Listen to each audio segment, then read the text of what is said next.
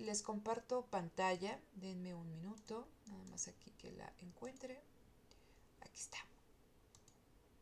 Me dicen cuando puedan ver. ¿Sí? Llama. Ya se Sí, ya se ve. ve. Ok, vean, entonces esta presentación es el capítulo 1 de Boyer y de Freysenet.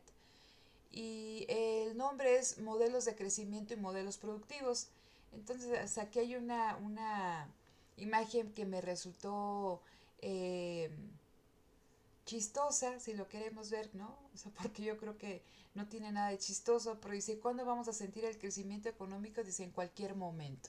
Entonces, esa ha sido la tónica que ha guiado, híjole, gran parte del siglo XX y lo que nos toca hasta ahorita, bueno, y ahorita están haciendo algunos esfuerzos en ello, pero siempre nos han hablado de que si van bien las variables macroeconómicas, ¿no? Al final se va a sentir aquí abajo, ¿no? Al nivel de la población.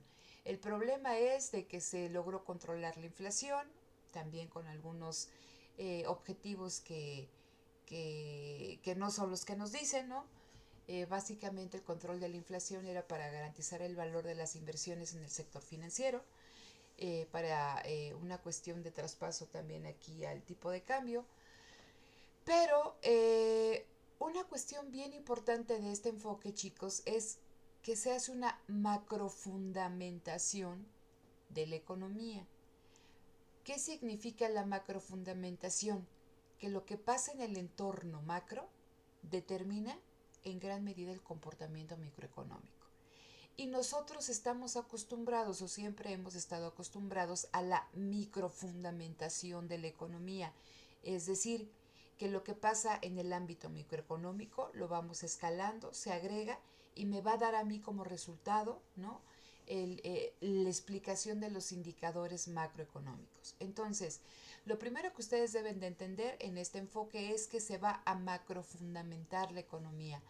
¿Cómo la elección de un modelo de crecimiento va a determinar en un momento eh, la existencia, ¿no? O, o la desaparición de una empresa, va a apuntalar o va a bloquear el crecimiento de la misma, cómo una política económica bien guiada puede apuntalar el crecimiento de su sector industrial, cómo va a determinar la elección de una estrategia de ganancia, de una fuente de ganancia, de un modelo productivo y al final de cuentas, cómo un modelo de crecimiento ayuda a enfrentar la incertidumbre. Porque eso es una cuestión importante. Generalmente en los modelos neoclásicos, nosotros cuando estamos hablando del supuesto de competencia perfecta, de información perfecta y de racionalidad perfecta, ¿sí? Estamos hablando de que no hay incertidumbre, es decir, conoces todo, ¿no? Con la información perfecta.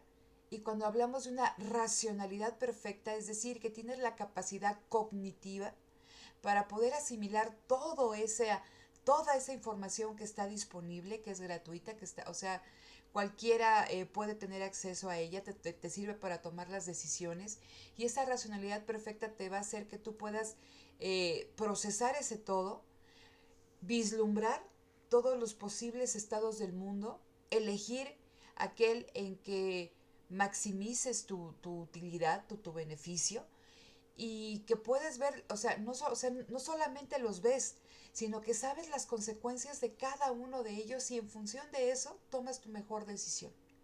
Entonces, ya no lo han dicho los evolutivos, ya no los han dicho los de las capacidades, no los dijo eh, Aoki con esta cuestión de Ono, ¿no? Principalmente Ono, esta cuestión de la teoría japonesa y lo vuelven a retomar estos dos autores.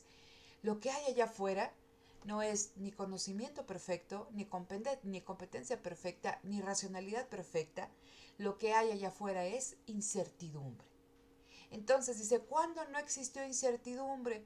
Pues cuando hablábamos de una producción prácticamente artesanal, donde iba Emilio y le decía al zapatero, quiero unos zapatos así blancos con puntitos morados y un lazo rojo, ¿no? Y sabe que tengo el empeine muy alto, entonces prácticamente te hacían el zapato a la medida.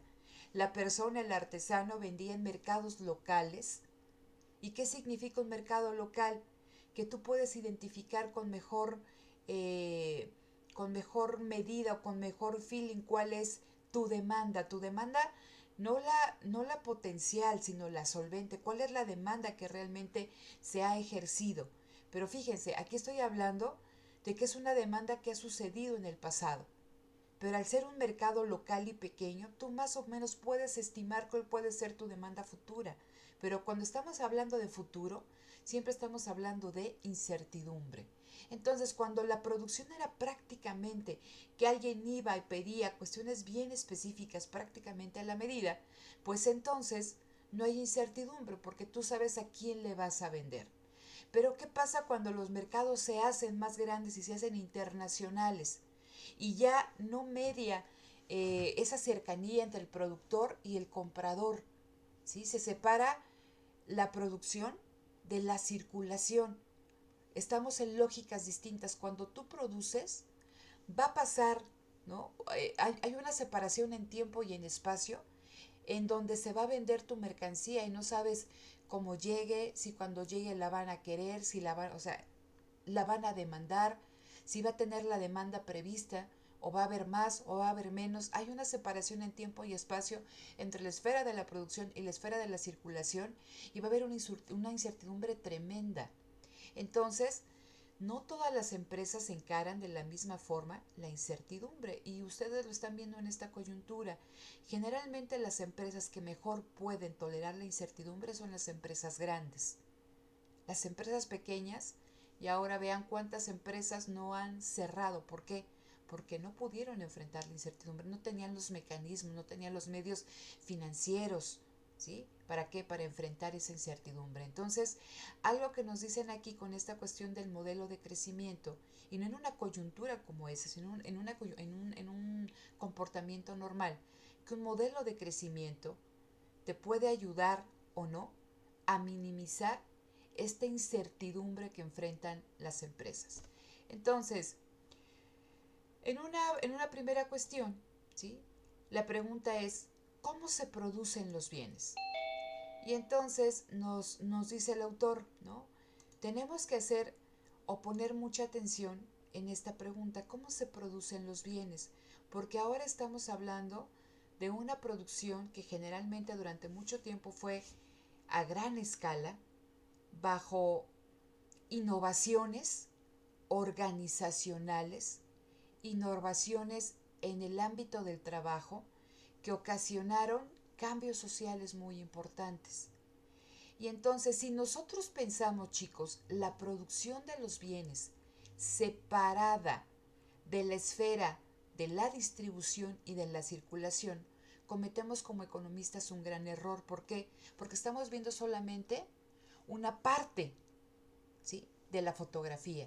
Si nosotros cuando pensamos en empresa y únicamente voy a estar viendo de aquellas innovaciones tecnológicas, aquellas innovaciones organizacionales, las innovaciones en el ámbito del trabajo, únicamente me quedo con esta imagen. Y está padre conocer todo eso. Pero lo importante es, ¿y cómo se van a vender esos bienes? ¿Quién va a comprar esos bienes que se están produciendo? Porque la rentabilidad de una empresa depende de qué, no solamente de la forma en que produzca, depende también de quién le vaya a comprar, de la amplitud de su mercado, del poder adquisitivo de su mercado. Entonces no podemos nosotros ver únicamente a la empresa como una productora de bienes y servicios, sino también tenemos que preguntarnos, ¿y cómo se van a vender esos bienes y servicios? ¿Quién los va a consumir? Porque en función de eso será si la empresa permanece o no permanece, ¿no? Y eso es muy importante. Entonces, no solamente quedarnos con la idea de la empresa que es la productora de bienes, sino me debe de interesar también el otro lado de la fotografía y cómo voy a vender esos bienes, ¿sale? Entonces, Aquí el contexto que nos da el autor es que estamos inmersos en una economía globalizada a partir de la década de los 70. Esto se ha hecho cada vez más patente. Y en estos mercados internacionales hay una competencia rapaz, ¿no? El de sálvese quien pueda y una lucha de todos contra todos. Entonces, este aumento en la competencia, a todos los niveles, tanto en las economías más avanzadas, más industrializadas, las que más innovan, como economías como la mexicana, que somos proveedores de materia prima, de fuerza de trabajo capacitada y no capacitada, que echamos manos de nuestra ventaja geográfica, de la ventaja en la dotación de recursos naturales, pero también México ha enfrentado una gran competencia con otras economías. Ahí tenemos el caso de Nepal, de India, de China misma, ¿no? Hubo un momento en que China tenía menores salarios que los mexicanos, ahora México tiene menores salarios que los chinos, ¿no? Y vean aún así, con salarios altos, qué cantidad de empresas no están en China, y eso responde a muchas cuestiones, ¿no? Entonces, las economías, así como las empresas, están continuamente en la búsqueda de dotarse de ventajas competitivas, pero contrario a una ventaja comparativa que nace de una dotación de recursos naturales, de una posición geográfica determinada, las ventajas competitivas derivan de políticas expresas para su creación. Entonces las ventajas competitivas no nacen, las ventajas competitivas se crean. Entonces, una empresa puede dotarse de ventajas competitivas, sí, y eso es importante. Lo vimos en el caso de Toyota, se puede dotar de ventajas competitivas, pero si no tiene un trasfondo, si no tiene eh, una trama que la sustente, y ahorita platicamos acerca de eso, a pesar de que una empresa cuente con ventajas competitivas importantes, le va a ser muy difícil permanecer en el mercado, ¿no? Entonces, la competencia internacional ha hecho, ¿no?, que las empresas y las economías busquen constantemente dotarse de ventajas competitivas. Ahora bien, para dotarse de estas ventajas competitivas, se han gestado cambios muy importantes en la organización del trabajo, y ustedes ya lo vieron con la empresa japonesa, que decían, híjole, ¿y cómo enfrentamos este cambio que está en el mundo si no podemos hacer lo mismo que hacen los grandes armadores estadounidenses? Pues vamos a producir poquito y diversificado, pero ¿qué necesitamos? ¿El mismo tipo de trabajador? No, necesitamos un trabajador no especializado, sino desespecializado, un trabajador polivalente, que haga, ¿no?, que pueda desempeñar múltiples funciones dentro de la empresa. Y que no solamente eso, que se encargue de la calidad y que esté continuamente evaluando, o sea, cómo está funcionando todo en su lugar de trabajo. Y me tengo que enfrentar, no puedo exportar, ¿por qué? Pues porque no tengo la capacidad ni a nivel de escala operativa, ni la capacidad en términos de competitividad respecto a estas empresas como Ford, como General Motors, ¿no? Entonces, ¿qué haces? Pues vendes en un mercado constreñido y te tienes que adecuar. Entonces, esta forma de enfrentar la competencia ha traído cambios importantes en la organización del trabajo, en los instrumentos que tú empleas para organizar el trabajo, los instrumentos que tú empleas para realizar la producción. Se han gestado cambios importantes a nivel de política empresarial, y todo eso se expresa, ¿no?, en cambios en el ámbito económico, político y social. Entonces, a este nivel ustedes pueden observar que esta propuesta teórica es una propuesta interesante porque es una propuesta holística. Entonces, no solamente nos habla de la empresa, nos habla del entorno macroeconómico y cómo esa simbiosis empresa, ¿no?, entorno macroeconómico genera cambios importantes a nivel económico y político y social. Estamos hablando de qué, de un sistema económico. Entonces, por eso es muy interesante que vean, ¿no?, cómo tratan de macrofundamentar los comportamientos microeconómicos. ¿Hasta aquí vamos bien? ¿Sí? Sí, Bueno, eh, el que cae otorga, ¿eh? Entonces, ¿Cuál es el objetivo de esta lectura? Dice, analizar los cambios que se han reflejado en el mundo empresarial asociados a nuevos sistemas productivos. ¿Qué nuevos sistemas productivos? En su momento un nuevo sistema productivo fue el fordista, en su momento un nuevo sistema productivo fue el toyotista, en su momento, ¿no? Y ahora enfrentamos nuevos sistemas productivos llamados neofordistas, ¿no? O neotayloristas. Entonces, y todos estos nuevos sistemas productivos que se gestan en la empresa suponen cambios en la forma en que se organiza la producción y en la forma en que se organiza el trabajo. ¿Sí? Y entonces hay una cuestión bien importante. Todos estos cambios, ahora que está tan en boga, bueno, cuando estuvo tan en boga, ¿no? Toda esta cuestión de los distritos industriales, cuando estuvo tan en boga toda esta cuestión de los evolutivos, de lo de las capacidades, dice, todos estos cambios no se pueden entender si no se observan en una perspectiva histórica. Entonces, es bien importante que ustedes vayan haciendo este match y por eso yo le comentaba y les ponía el ejemplo de esta compañera de que es mi tesista en la maestría en ciencias económicas y estamos viendo precisamente esta cuestión si se puede modelar o no la incertidumbre, que ella se dio cuenta que no, y ella quiere hacer una teoría, una tesis teórica, matemática, ¿no? Y platicábamos que si nos quedábamos en eso, y ella no era capaz de lograr esta vinculación entre un modelo matemático, en el de las expectativas racionales, por ejemplo, en el contexto histórico, político y social económico en el que surge, te pierdes de mucho. Entonces sí es bien importante que ustedes, cuando están viendo esta cuestión del auge de la economía espacial, de la economía regional, de redes, ¿no? Es bien importante que identifiquen en qué contexto histórico está surgiendo, porque si no, no van a poder entender los cambios organizativos, las innovaciones en la producción, en el trabajo de lo que nos hablan estas diferentes posturas teóricas, ¿no? Entonces, si no entendemos su evolución y su perspectiva histórica, nos quedamos sin la fotografía completa, ¿no? Entonces, eso es lo que trata esta lectura. Dice, ver estos cambios productivos, ¿no? Y en la forma en que se organiza el trabajo, pero no perder de vista, ¿no? Su perspectiva histórica y espacial. ¿Asociados a qué?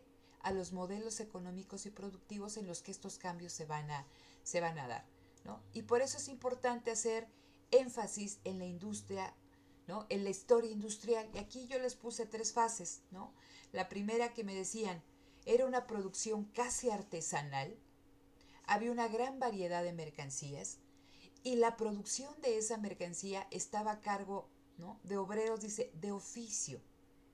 Si lo quieren ver, los herederos de esos gremios artesanales, dice, que organizaban su propio trabajo para satisfacer la demanda de categorías sociales superiores. Entonces, acuérdense sus clases de la primaria, cuando veían toda esta cuestión de los gremios, y estaba el gremio de los zapateros y de los talabarteros y de los que trabajaban toda esta cuestión de las prendas de algodón, todos los gremios que habían y todos los talleres estaban integrados a un gremio.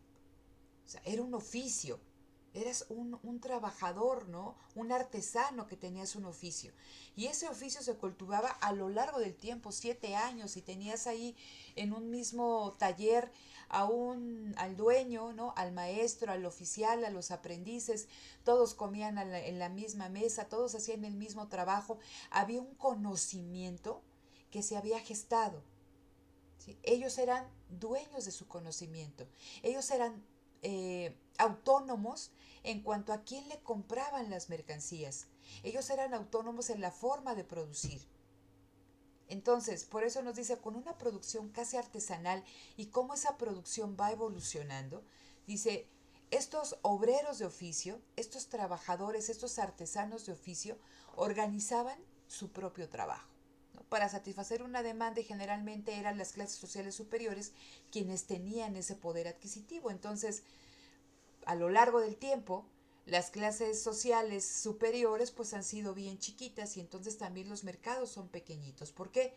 Porque quienes tienen poder para adquirir cierto tipo de mercancías pues es una minoría, ¿sale? Entonces, y vamos a encontrar otro tipo de producción y generalmente estamos hablando ya de una producción que inicia con el taylorismo, una producción en masa y que se hace más patente con el fordismo, donde me hablan que ya no estoy hablando de un trabajo diferenciado.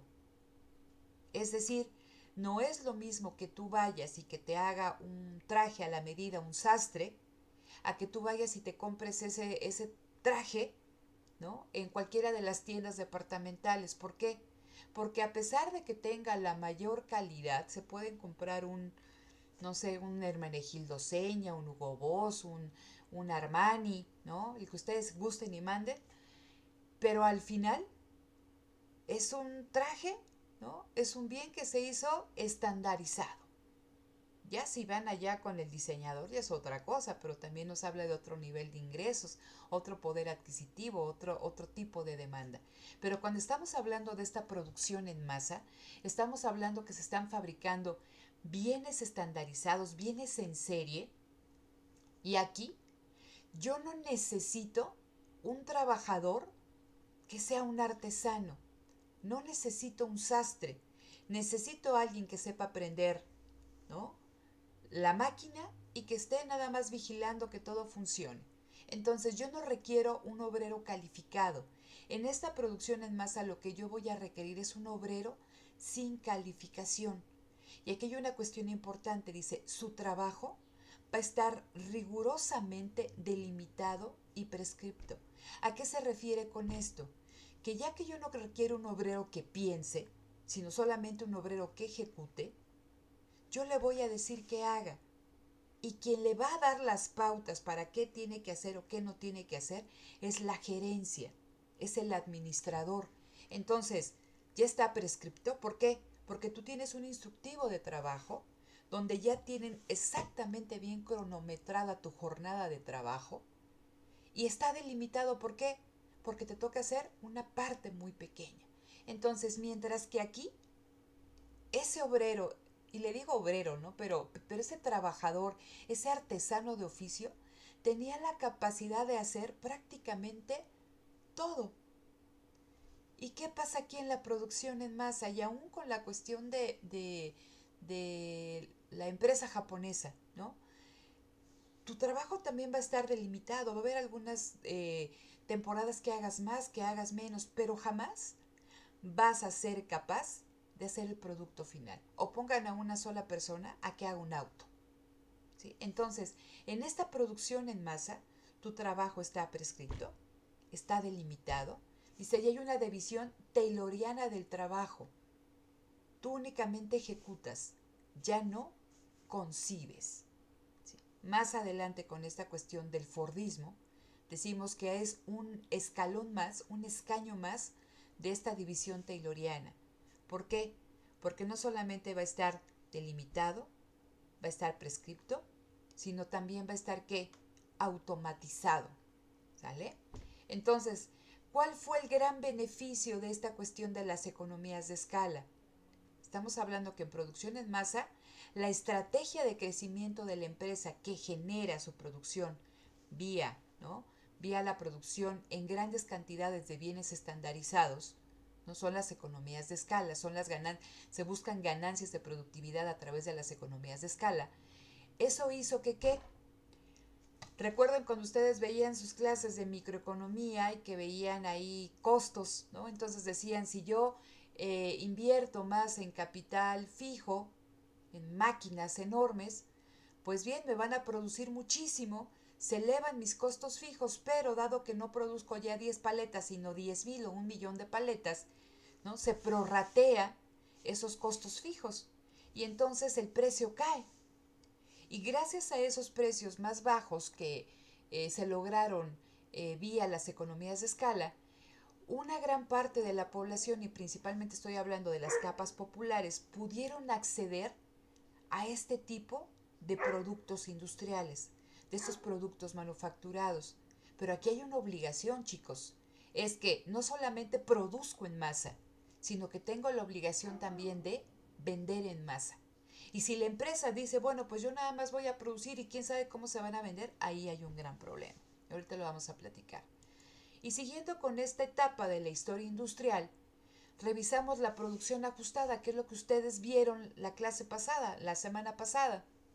Y nos dice, surge Japón, años, ya vieron desde cuándo, ¿no? Empieza aquí a gestarse desde los 40, 70, se hace muy famosa a nivel internacional en los años 90 y dice, se va a hablar de otro tipo de producción, de bienes diversificados, de calidad, dice, y a precios competitivos, pero tenemos que entender que esta producción de bienes diversificados, de calidad y, de precios, y a precios competitivos también responde a qué?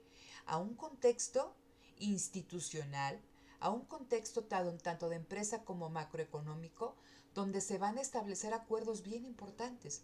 Ustedes lo vieron con la cuestión de los sindicatos, ¿sí? Que platicábamos, híjole, ¿y realmente han ganado los sindicatos o han perdido? ¿No? ¿Qué han perdido? Hablábamos también de toda esta cuestión de cómo se da, bueno, eso ya no lo platicamos nosotros, la forma en que se da la distribución del ingreso en Japón, de cómo esta producción de bienes diversificados se logra gracias a que, ¿no? A pesar de que hay un empleo de por vida, quienes soportan el costo de la incertidumbre son los proveedores, ¿no? Entonces son cuestiones muy interesantes. A ver, y cuando ustedes vean esta cuestión de las innovaciones en la producción o en la organización del trabajo, pregúntense, ¿qué lo está sustentando? ¿No? Entonces, estamos hablando que esta producción ajustada está fincada, dice, en mano de obra y proveedores asociados a la mejora continua para satisfacer un mercado cada vez más competitivo y mundializado. Dice, este tipo de producción termina con la división tayloriana del trabajo, el Kanban, lo platicamos la sesión pasada, dice, y era un sistema que iba a cambiar al mundo. Sin embargo, va a haber una crisis en Japón muy fuerte que va a hacer que este sistema que ustedes leyeron también mute, ¿no? Y entonces se van a empezar a dar ciertas alianzas o fusiones con otros grupos extranjeros, ¿no? Menos eficientes también para qué, para sacar otro nuevo modelo productivo que responda a, ¿no? Coyunturas específicas. Y no se extrañen que de esta coyuntura que estamos pasando surjan otros nuevos modelos productivos acordes a qué, a una realidad histórica, ¿sí? Entonces es importante que ustedes no pierdan esto de vista, ¿no? Y ahora tenemos, ¿no? Desde hace también bastante tiempecito, el modelo anglosajón, el de la empresa, ¿no?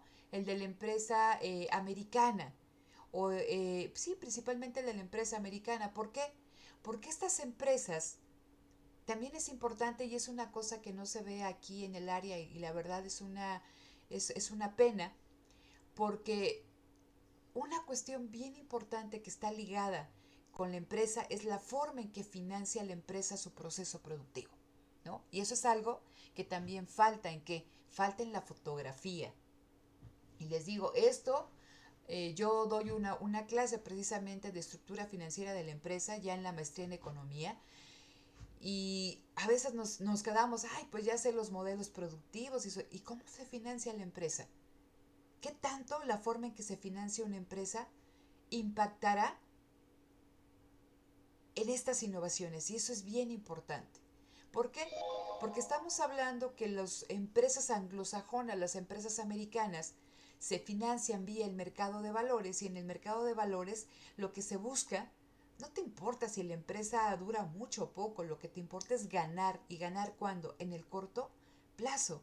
Y tenemos a los grandes inversionistas institucionales, como los fondos de pensión, como las compañías de seguro, estas afores, ¿sí? Que lo que hacen que manejan los ingresos de un montón de personas y que los van a estar moviendo en estos mercados de valores, alguna parte en productos más o menos seguros, pero en muchos muy riesgosos. ¿Por qué? Porque quieren ganar.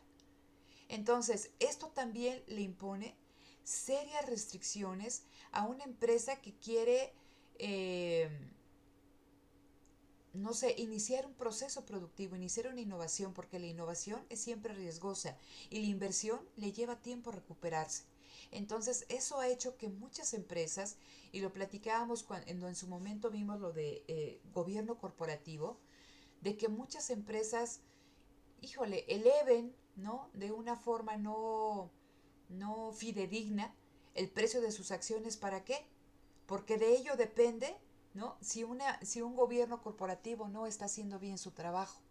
Entonces, eso es muy interesante. Aquí nos dice la rentabilidad a corto plazo debido al gran poder adquirido por los inversionistas institucionales también le ha dado una lógica distinta a la forma en que producen las empresas. Entonces, ¿en qué reside la importancia de este análisis? Dice, a ver, tenemos que identificar varias cosas, ¿no? Tenemos que entender en esta teoría de la empresa regulacionista que la empresa es un espacio donde se va a expresar una relación antagónica por naturaleza y que ellos denominan la relación salarial, ¿sí? Y que se expresa ¿por qué? Por la relación que se da entre el trabajador y el empresario.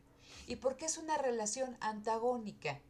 Porque es una relación en cuanto, ¿no?, a apropiación del saber obrero, y es una relación antagónica entre cómo se genera la riqueza, ¿no? Cómo se genera esta producción, a lo que se somete el trabajador para generar esa producción, y ustedes lo vieron en Toyota, ¿no? Te sometías a una nueva racionalización del trabajo, a un mayor grado de explotación, porque ahora no solamente tienes que manejar una máquina, sino que tienes que manejar como 7 y tienes que desempeñar varias funciones por el mismo sueldo y te van acomodando en función de lo que necesita la empresa y está respondiendo a la demanda. Híjole, y eres un trabajador polivalente, sí, pero hay una mayor racionalización del trabajo. Entonces, entender que en la empresa se expresa, ¿sí?, esta relación capital-trabajo denominada relación salarial. Ok, segunda cuestión, se tiene que evaluar el espacio económico, pero también el espacio político, donde van a desplazar, ¿no? Donde va a desempeñar sus actividades la empresa.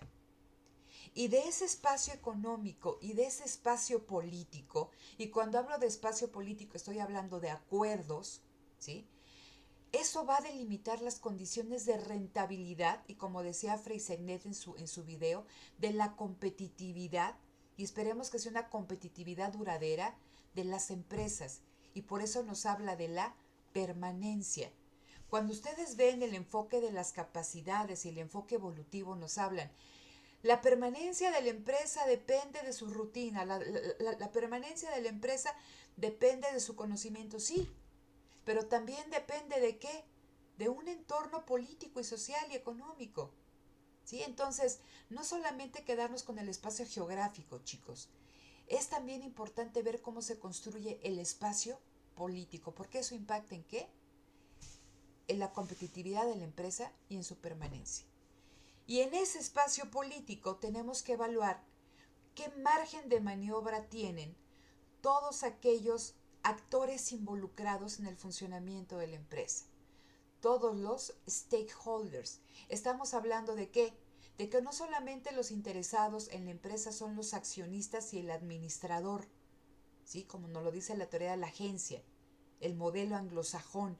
El administrador tiene que trabajar ¿para quién? Para el accionista. Dice, no, en torno de la empresa o en torno a la empresa hay un montón de qué, hay un montón de grupos de interés, empleados, ¿no? Estoy hablando también de quién, de los bancos, de los sindicatos. Estoy hablando de organizaciones no gubernamentales, de la misma sociedad. Y entonces es importante también considerar a todos aquellos, a todos estos grupos de interés en torno a la permanencia, o sea, que están interesados en la permanencia de la empresa. Y dice también, no, hay que evaluar en este espacio económico y político cuáles son sus márgenes de maniobra, considerando perspectivas económicas, políticas y sociales. Y por eso les decía, es un enfoque holístico. Entonces, ¿hasta aquí vamos bien, chicos? ¿O tienen alguna pregunta? No, hasta ahorita todo No, bien. yo bien. ¿Hasta ahorita todo bien? Ok, Sí, entonces, todo bien. Ahorita que dime, Dani. hablaba del considerar el espacio y las cuestiones económicas y políticas, también estábamos viendo en espacial cómo afectan los factores como idiosincráticos, ¿no? Como propios de la región, de su comportamiento. O sea, no solo como económico, incluso también ante otro tipo de situaciones. Claro, y lo vimos, por ejemplo, con Toyota, ¿no? De que decían, bueno, corrimos a varios trabajadores, bueno, varios, 1.600 trabajadores por una cuestión, una crisis en la empresa, por un mal manejo de empresa. Entonces corrimos a 1.600 trabajadores, se da la coyuntura de la guerra de Corea, dicen, nos vamos a ver en un ridículo, vamos a hacer el ridículo de la vida si ahora los contratamos con lo que tenemos, ¿no? Y platicábamos de toda esta cuestión de la forma, de la cultura japonesa y cómo también todo eso impone ciertas restricciones al funcionamiento de la empresa o la ayuda también en cierto momento. Por eso era importante que vieran el video de Sony, ¿no? Y cuando decíamos, híjole, ¿y cómo me voy a gastar los viáticos de la empresa si no estoy produciendo nada? ¿Y con qué cara regreso a Japón? ¿No? Y aquí, o sea, de que todos somos familia, ¿por qué? Porque hay un empleo de por vida. Pero tú dices aquí, bueno, pues apenas si me pagan, me dan viáticos, pues me los gasto. Ya si no hice el negocio, pues ni modo, pierde la empresa. ¿Por qué? Porque no tienes ninguna lealtad para la empresa. Porque te puede correr en cualquier momento, le importas poco. Y eso también te va a impactar, ¿no? Entonces, eso, Incluso dime, Monse. como que el sentimiento en la industria japonesa, más bien en este video de Sony, no era solo por la empresa, lo hacían por Japón Claro, en general, que buscaban que Japón creciera, salir ya de la situación que los había dejado la guerra. Entonces ellos iban representando a Japón. Por eso cuando ondea la bandera japonesa, cuando se abre el primer Sony y ondea junto a la bandera de Estados Unidos, sienten mucho orgullo, ¿no? Y dicen que hay población de Japón que vivía ahí, que incluso se pone a llorar porque no era una cuestión solo empresarial de ganar dinero, era como una cuestión de representar a un país. claro, y eso es bien importante, chicos, esta cuestión nacionalista. Y recuerden la coyuntura que tuvo atrás Japón de una guerra mundial, de la destrucción de su territorio, de la muerte de los habitantes, y por ello era tan importante otra vez demostrar que Japón estaba en pie y que Japón era fuerte, ¿no? Entonces, ese sentimiento nacionalista también es muy importante.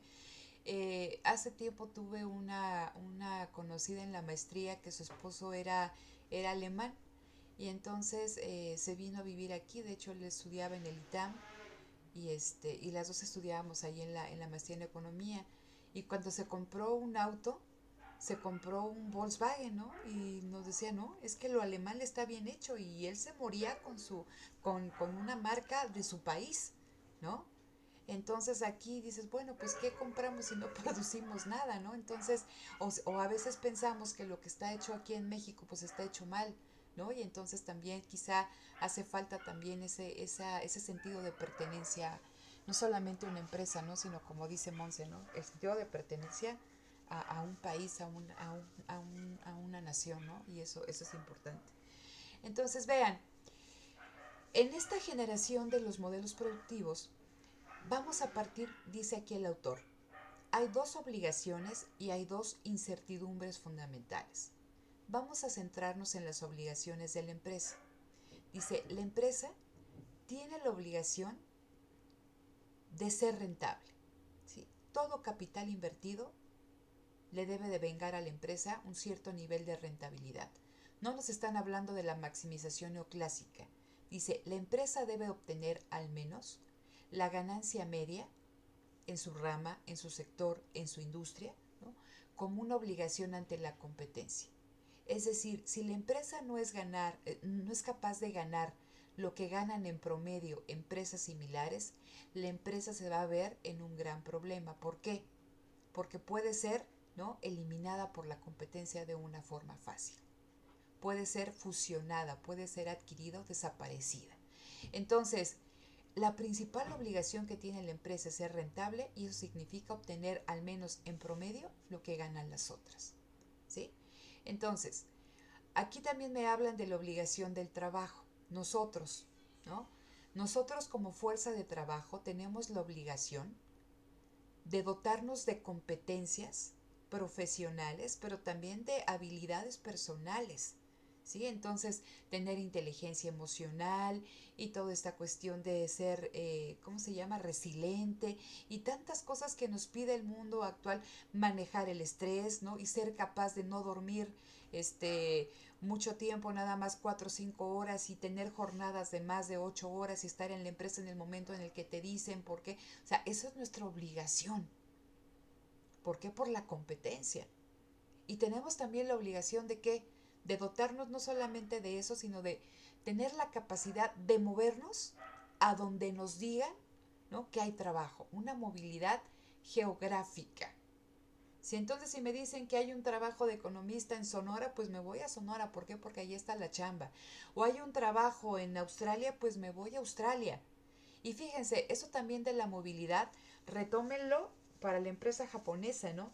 La fuerza de trabajo tiene la obligación de moverse también dentro de la empresa hacia cualquier lado que le digan, ¿no?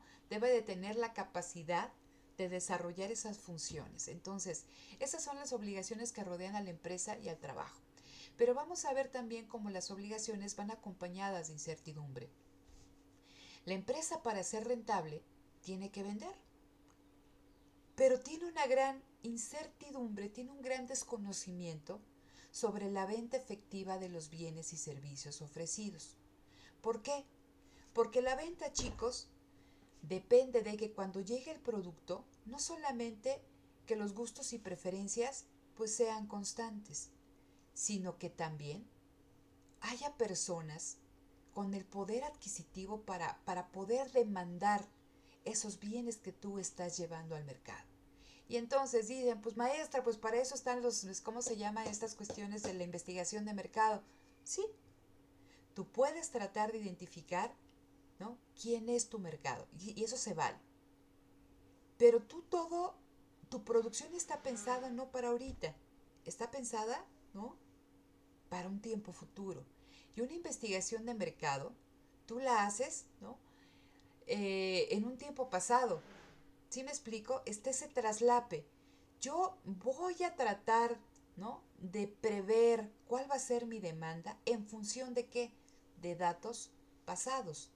Pero esos datos pasados no me dan, ¿no?, a mí la suficiente información para hacer frente a un futuro que es totalmente incierto. Y les decía, no es lo mismo riesgo que incertidumbre. ¿Qué riesgo? Algo que puedes probabilizar. Si tú fumas, si tomas, si no haces ejercicio, tienes una vida sedentaria y aparte llevas una comida, una alimentación que no es sana, pues o sea, ese riesgo que tengas diabetes, enfermedades cardíacas, enfermedad de pulmón, se puede probabilizar. Pero nadie sabe a ciencia cierta cómo va a terminar el día para cada uno de nosotros. Más o menos si estás en casa dices, pues así me sucedió ayer, pues igual hoy, pero no sabes, ¿no? No sabíamos si va a haber un terremoto, no sabes, una inundación como llueva, no sabes, ¿no? Eso es la incertidumbre. Entonces, con la empresa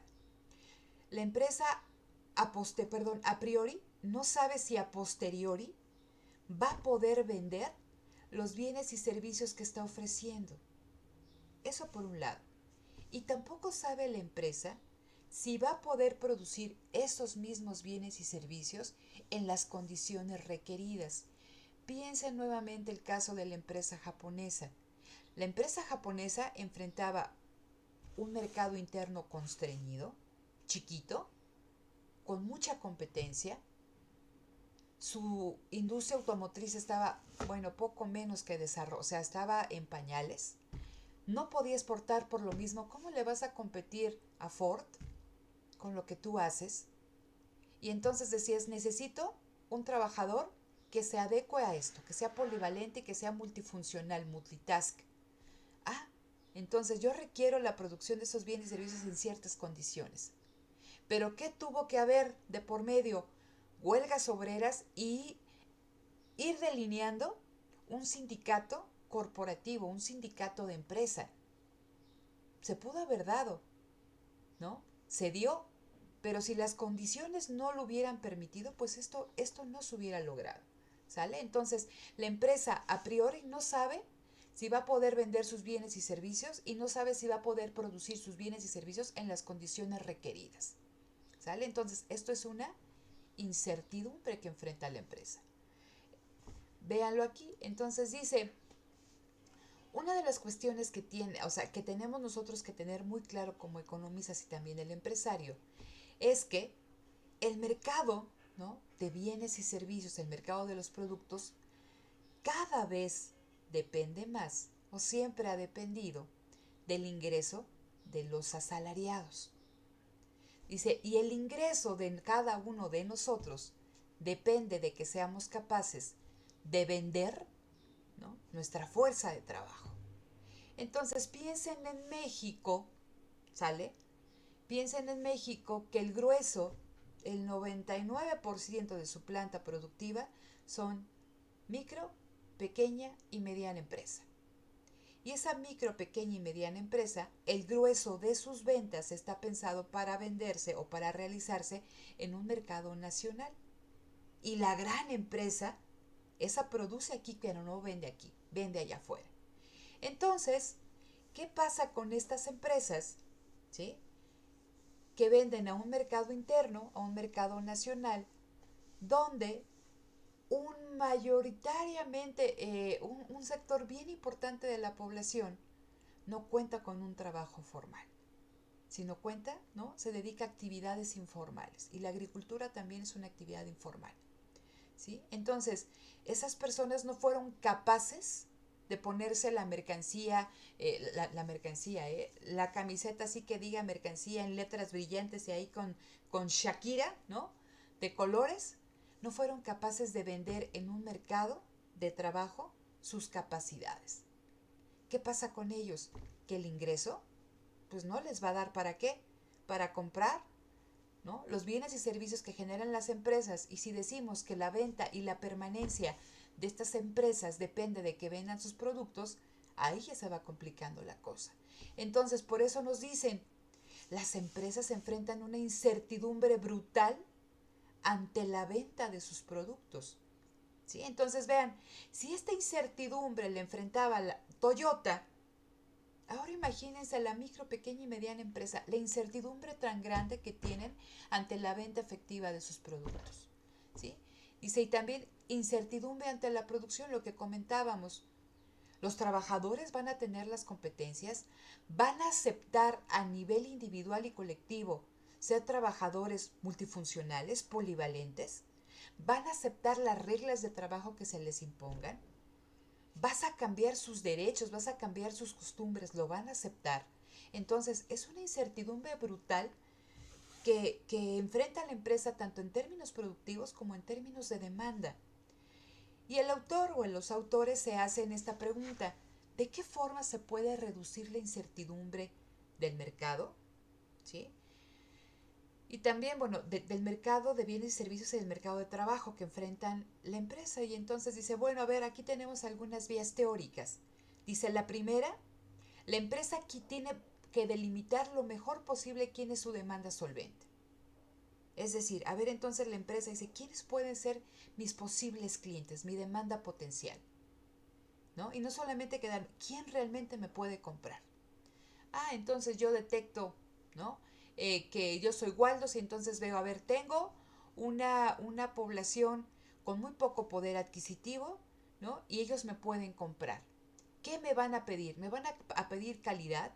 ¿Me van a pedir diversidad?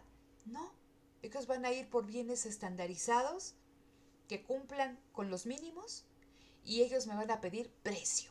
Entonces, yo ya delimité quién es mi demanda solvente y voy a tratar de dotarme de una ventaja competitiva duradera. En este caso, una ventaja competitiva que me permita a mí obtener, ¿qué? Precios bajos. ¿Y qué hace la empresa? Dice, híjole, pues ¿qué hago? Entonces, en lugar de manufacturar en México, me voy a Nepal o me voy a India, donde los salarios están peor, en Vietnam, ¿sí?, donde puedo contratar trabajo de niños, prácticamente esclavo, ahí también de mujeres en comunidades alejadas, y aquí también lo hay, ¿no? Entonces dices, ¿qué haces? Pues hago eso, priorizo precio. Entonces, La empresa se puede dotar de una ventaja competitiva duradera, considerando que cuáles son las prioridades de los compradores. Y allá en Nepal no van a contratar, bueno, al egresado del MIT o al egresado de la UAM, ni van a querer al ingeniero, van a un niño. ¿Sí? Entonces, ese tipo de trabajador es el que necesito. Entonces, considerando las prioridades de los compradores, si el comprador me pide precio, voy a buscar, ¿no? Una ventaja, dotarme de una ventaja competitiva que me permita darle ese precio bajo. Pero si hay un cliente que me pide calidad, o tengo un cliente que me pide diversidad, o que el producto sea novedoso, que esté disponible, la estrategia cambia. Por eso decía Freysenet en el video, ojo, yo voy a presentar aquí una serie de fuentes de ganancia que le pueden dar a la empresa una ventaja competitiva duradera, pero no son las únicas. Puede haber más. Y estas son las que nosotros detectamos en el sector automotriz. ¿Sí? Entonces, dice aquí, considerando las prioridades de los compradores, ¿no? Se va a dotar la empresa de la ventaja competitiva y en función de eso, ¿sí? Van a ser los productos, los medios de producción, cómo se organicen, los salarios que pague. Ahora bien, dice, la dotación de la ventaja competitiva puede ser únicamente de una empresa o bien puede ser una estrategia común a todas las empresas. Es decir, partir de una política económica que busque, ¿sí?, dotar a sus empresas, dotar a su sector productivo de ventajas competitivas. Y es el caso de lo que pasó en Corea, de lo que pasó en India, de lo que pasó en China y también de lo que pasó en Japón en su momento. ¿Sí? También pasó aquí en México, ¿no? En el modelo sustitutivo de importaciones. Una estrategia común a todas las empresas, ¿sí?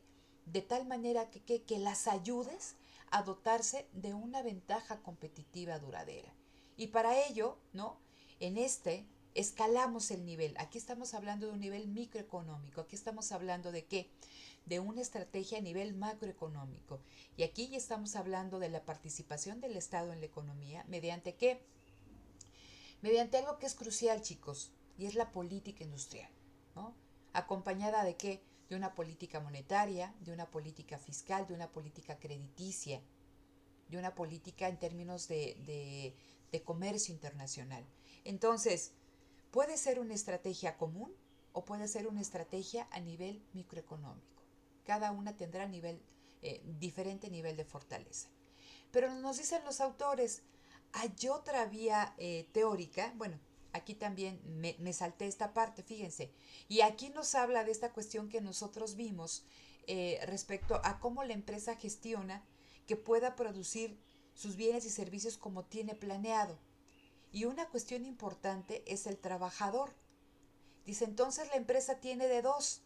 O construye un contrato de confianza duradero con los asalariados que los haga alinearse a la política de empresa, de cooperar y de desarrollar su conocimiento en función del crecimiento de la empresa, ¿no? Y estamos hablando del modelo japonés, o bien estamos hablando de empresas que dado que ellos van por precio, van a limitar, dice, preparan y prescriben el trabajo del trabajador y únicamente, ¿no? Es que produzca, que produzca. La división del trabajo, decía Marx, ¿no? Esta cuestión de la división de la inteligencia del trabajo. Y estamos hablando en este caso de las maquiladoras que tenemos en el norte del país. ¿Hay qué contrato de confianza duradero? No, ¿cómo van? ¿No? Se va uno, llega a otro. El chiste es que explotar el que venga, ¿no? Entonces, eso te va a decir también en función de a quién estás trabajando y de qué ventaja te quieres dotar, ¿sale? Entonces, cuando estamos hablando de la segunda vía para reducir la incertidumbre, dice, vamos a actuar sobre el modelo de crecimiento. Y el modelo de crecimiento, chicos, es el funcionamiento macroeconómico por excelencia. Y nos dicen, si nosotros actuamos sobre el modelo de crecimiento, la empresa va a poder vislumbrar de mejor manera, va a poder identificar de manera más previsible cómo va a evolucionar su demanda cuantitativa y cualitativamente. ¿Sale? Entonces, cuando vemos el modelo de crecimiento, estamos hablando de cómo se genera la riqueza, cómo se genera el PIB, ¿no? En una economía. Pero no solamente cómo se genera el PIB, sino cómo se distribuye el ingreso nacional. Por eso les decía y puse esa imagen en la primera parte de la diapositiva. Y cuando nos llega el crecimiento económico, pues dicen que pronto, ¿no? Entonces a nosotros nos presumen, híjole, exportamos autos como locos. ¿Y cuándo nos llega el crecimiento económico derivado de esa exportación de los automóviles, ¿no? Entonces, siempre es importante ver estas cosas, producción y cómo se vende, ¿no? Y en términos de modelo de crecimiento, ¿cuál es la fuente principal del ingreso nacional, pero también cómo se distribuye el ingreso nacional? Por lo que platicábamos hace un momento, porque de la distribución del ingreso nacional depende de que la empresa venda. Y si vende es rentable, y si no, ¿no? Todo se viene en cascada y desaparecen muchas empresas. Entonces, dice, la gestión de la incertidumbre se da a dos niveles. A nivel de un espacio económico y político mediante el modo de crecimiento, pero también al nivel del espacio de la empresa, ¿sí? Eligiendo una estrategia de ganancia y delineando, construyendo, dice, un modelo productivo para implementarla. Aquí la verdadera pregunta es, ¿y son libres las empresas, son libres los países para elegir entre estas dos grandes vías para reducir la incertidumbre? Desafortunadamente no, porque dependes de coyunturas económicas, ¿no? De políticas y sociales. Entonces, no tenemos nosotros como México la misma capacidad que puede tener Alemania de negociación. También, ¿no? Ahora con lo del TEMEC, ¿no? Que ya se firmó y toda esta cuestión, dice, bueno, eso también le da ciertas oportunidades para México, pero responden también a una historia, ¿sí? A una evolución histórica. Entonces, dice, los países no son libres, tienen que actuar con lo que hay en un momento determinado. Entonces, una cuestión importante, y aquí me salto esta, es esta lógica, ¿sí? Aquí en el espacio empresarial, la empresa a su interior puede delinear un modelo productivo fincado en qué? En una fuente de ganancia que construye una estrategia de ganancia. Pero la empresa no se mueve sola, se mueve en un espacio más amplio. Y ese espacio que al final determina si la empresa tiene mejores oportunidades para resistir o no, es el modelo de crecimiento. Entonces, aquí en el modelo de crecimiento, chicos, nos decía los autores, a ver, ¿cómo se genera el ingreso nacional? A ver, una economía puede elegir entre esas tres fuentes del ingreso nacional. Ser un país inversor, ser un país que priorice el consumo interno o ser un país que los bienes y servicios que produce estén pensados para la exportación. Cada uno de ellos, ¿sí? Tiene ventajas y desventajas. Y que un país elija cualquiera de ellos, no significa que se olvida de los demás. Siguen estando, simplemente da prioridad a uno. Entonces dice, si un país prioriza la inversión, va a ser un estado que va a estar continuamente produciendo, generando infraestructura y medios de producción. Y eso va a hacer que se genere cierto tipo de producción, que dentro se requiera cierto tipo de trabajadores y que se dé cierta forma, ¿no? De distribución del ingreso. Cuando estamos hablando del consumo interno y que fue lo que pasó en Estados Unidos en el modelo Fordista de producción, ellos se dieron cuenta de algo que fue muy importante y decían, a ver, estamos produciendo en masa, esa producción tiene que tener un consumo de masa. ¿Cómo le hacemos? Vamos a establecer acuerdos internos, ¿no? Y vamos a incentivar el consumo interno de nuestra población. ¿Cómo le hacemos? Hay que aumentar el poder adquisitivo. Y estamos con esta cuestión de la indexación del salario a la productividad. Más productivo, más te pago. ¿Y qué pasa con todos aquellos que no lograron ponerse esa camiseta de mercancía? Estado de bienestar. ¿Sí? Entonces, ¿qué pasa? Dice, ello depende de los incrementos de productividad en el espacio considerado. Más productivo, más te pago. Y estoy sacando toda esa producción en masa. La exportación, ¿sí? Hay países que su PIB, ¿no? Se fundamenta, el crecimiento de su PIB se fundamenta en qué? en lo atractivo de sus exportaciones, pero decíamos, no es lo mismo que Alemania exporta tractores, innovación expresada en maquinaria sumamente especializada, ¿no?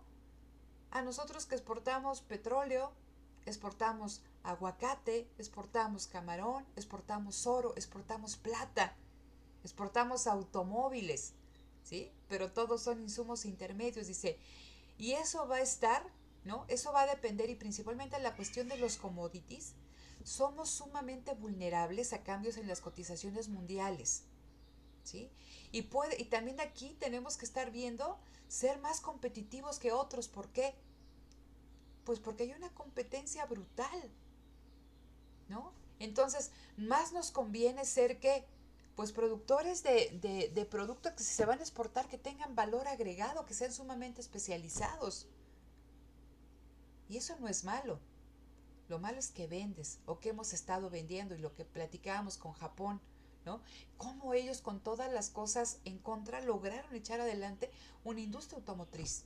Pero no fue nada más Toyota. Ahí habla el autor, ojo, tuvo mucho que ver el MITI japonés.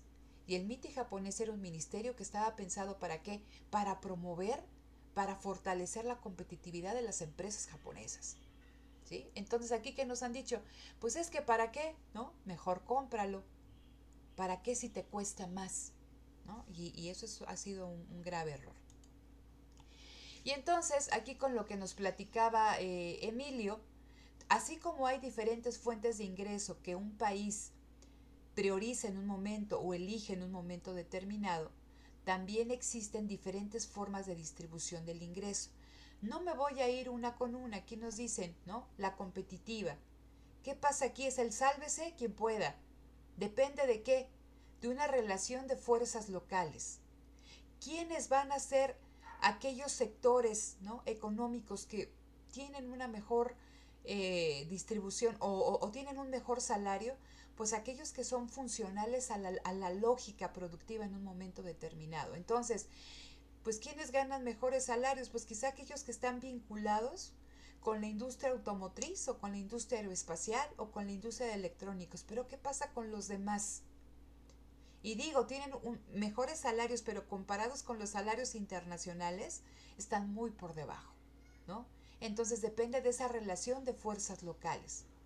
Me hablan de una distribución de escasez y es una distribución cuando se da por una guerra, ahorita, ¿no? Estamos hablando de cómo se está distribuyendo el ingreso de todos los recortes que se están haciendo a nivel de las secretarías. Ya en economía, si ustedes querían prácticamente ir a trabajar, tenían que llevar su computadora y ahora van a restringir refrigeradores, hornos, porque no hay dinero, ¿no? Entonces tienes que hacer que enfrentar la coyuntura y es una distribución del ingreso vinculada a la escasez.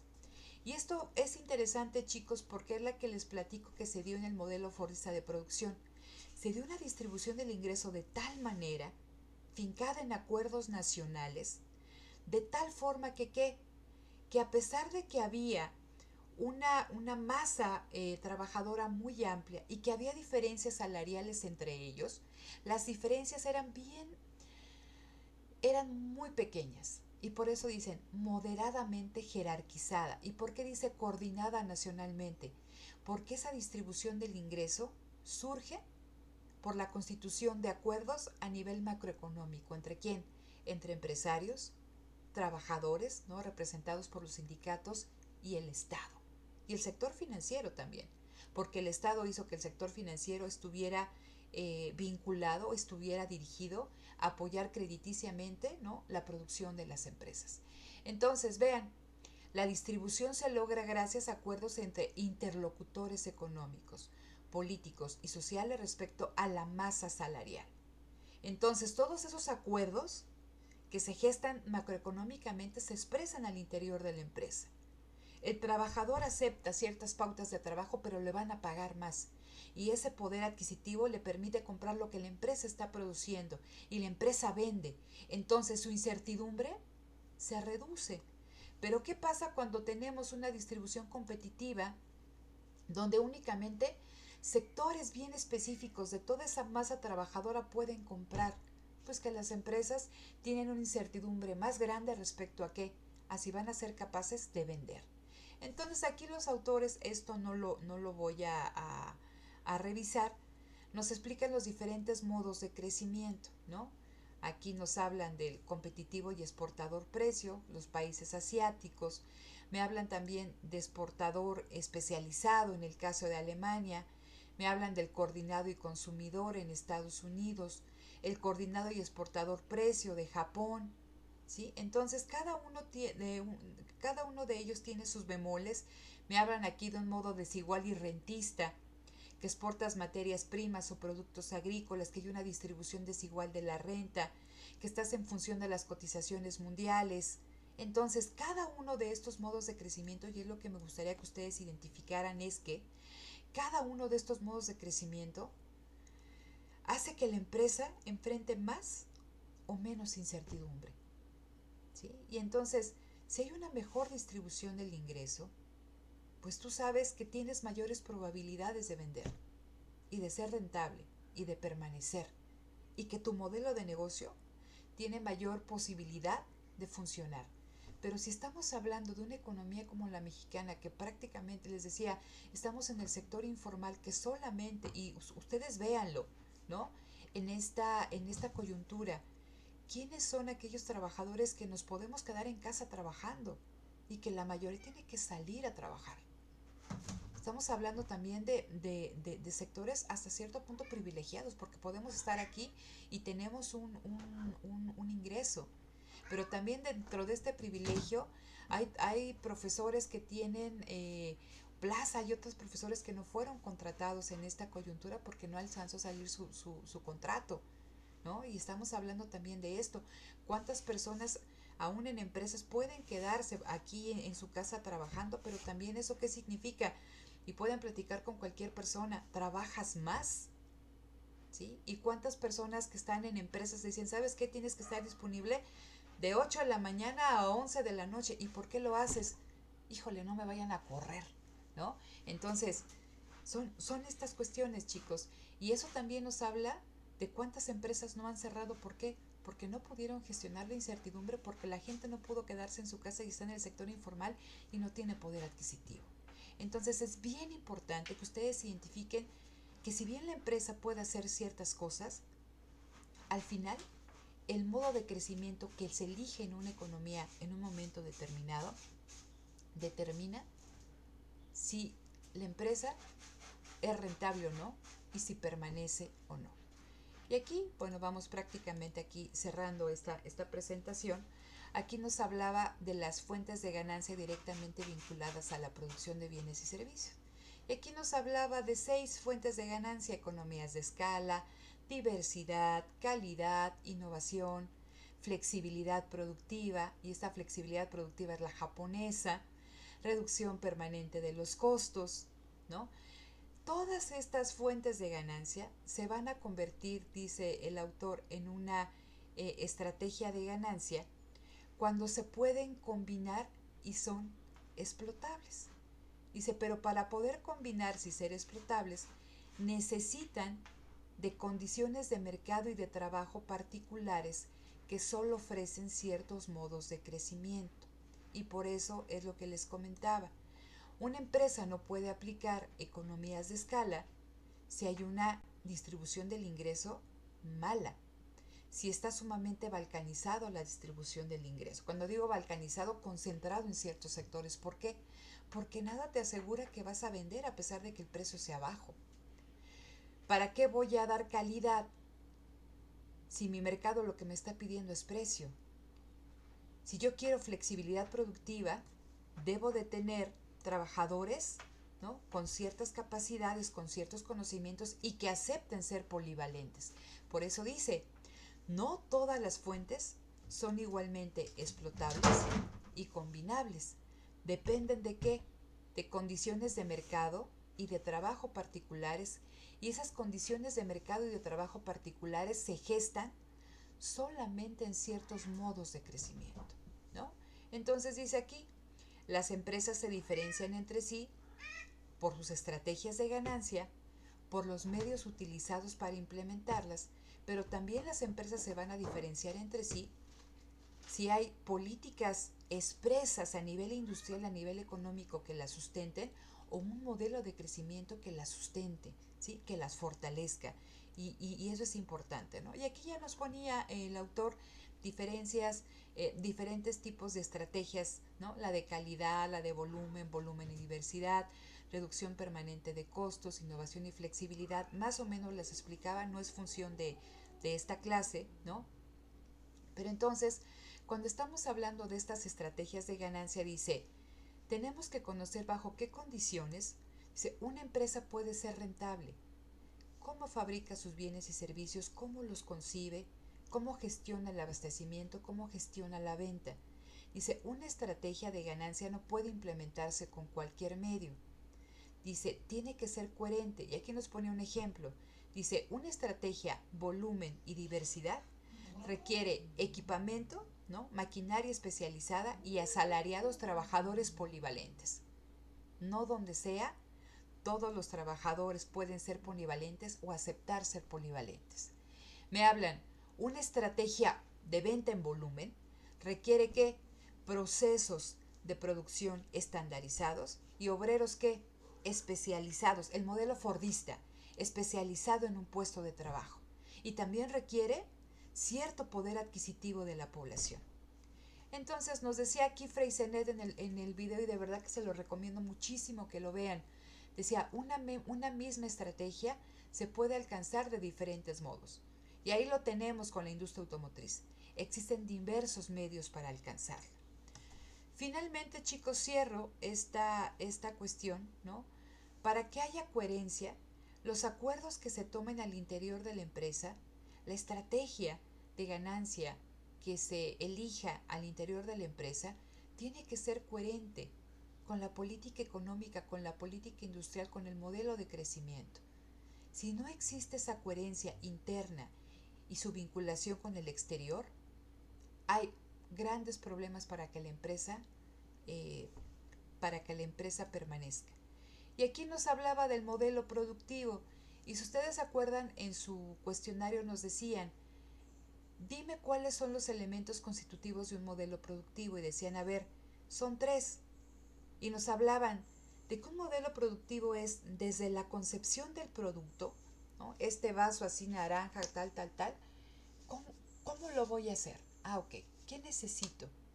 ¿Cuáles van a ser mis proveedores? ¿Qué maquinaria necesito? Ok, ya tengo todas esas cuestiones. Luego, ¿en dónde me tengo que localizar para que todo me llegue cuando yo lo necesito? ¿Sí?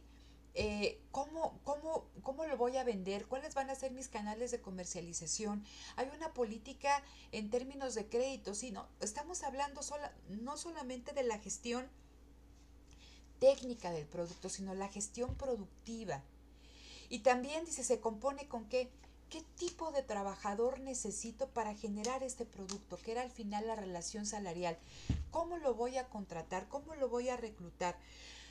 ¿Cuáles son los incentivos, no? Acuérdense del trabajador japonés. A ver, entonces necesito yo producir series pequeñas de automóviles y diferenciados. ¿Qué tipo de maquinaria necesito? ¿Dónde me voy a ubicar? ¿Cuál va a ser mi relación con los proveedores? ¿Qué tipo de trabajador necesito polivalente? ¿Qué le voy a ofrecer? ¿Qué le voy a poner a hacer? Entonces, eso nos habla de un modelo productivo. Dice, y ese modelo productivo, pues al final está determinado por un modelo de crecimiento, ¿no?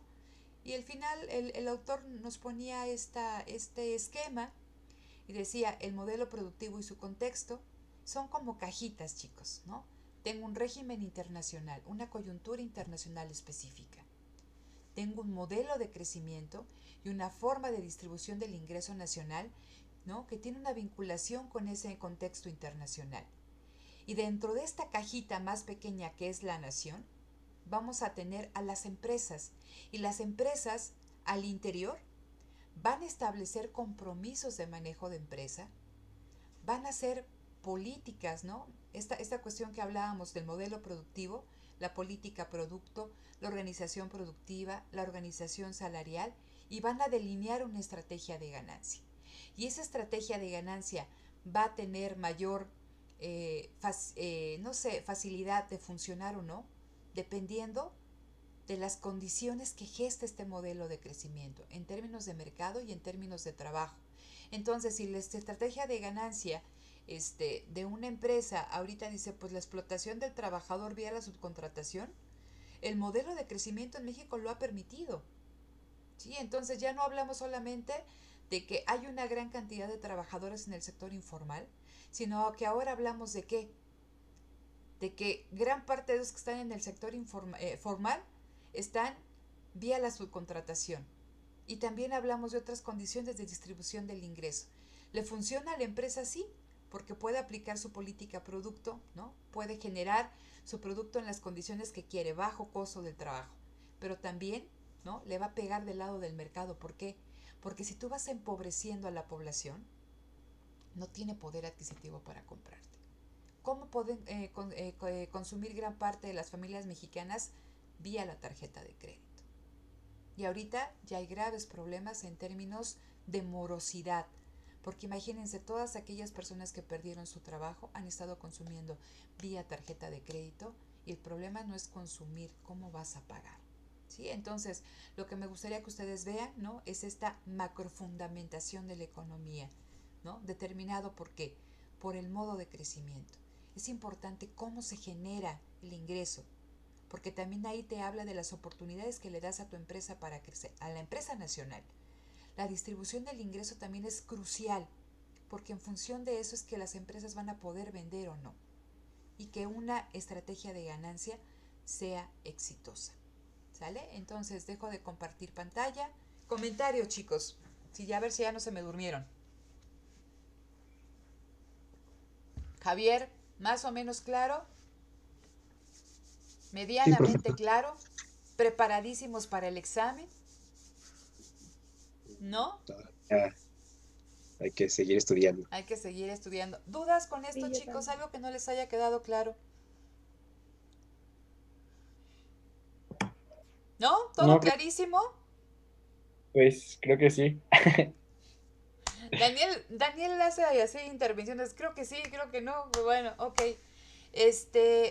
Vean, revisen el video ahí de Freysenet. Pónganse un café ahí al lado bien cargado. Yo sí Ok. lo pude revisar y sí, o sea, Ajá. la verdad es que, o sea, yo primero vi el video, después leí Ujú.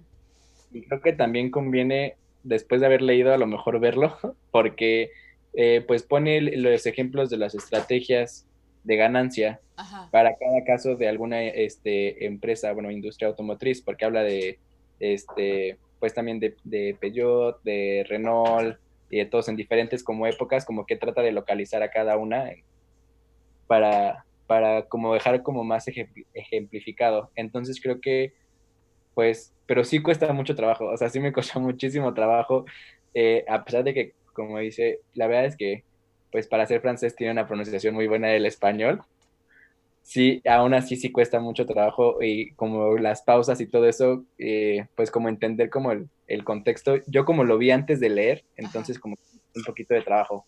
Ok.